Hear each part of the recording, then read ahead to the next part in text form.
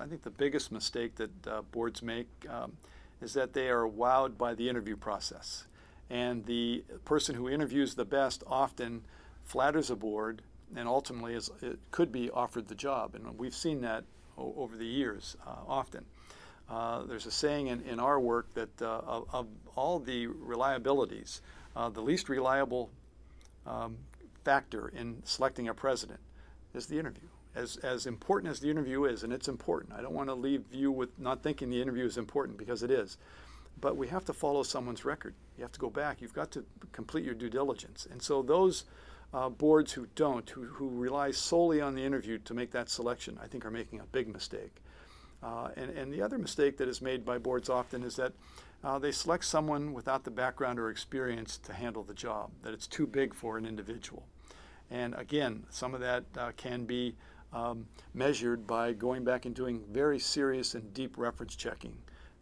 Have they experienced these kinds of crises before? Have they managed a budget of our size? How have they handled situations that have been presented to them that are really difficult? Are they decision makers, or do they waver in their decision making? Those are things that references can respond to. And to rely solely on the interview for that, I don't think is a strength at all. What are the key takeaways for board members? Number one would be to get to know your institution and its strengths and the direction that it hopes to go.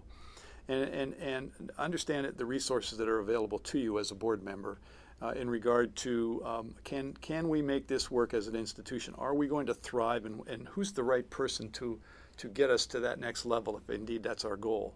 And so I think number one, board members need to look inside and be reflective in regard to what are the strengths and what are the weaknesses of our institution. Number two, I think they need to understand that there's a process out there that is a little different than the academic process of search, is a little bit different than the process for hiring a business executive. And so understand that process. Get to know shared governance and what it means on a college or university campus. And understand you've got to work within that process. And if you do those things and you are inclusive and allow the community some participation in the search process, I think it will really, really set you up well for a successful search.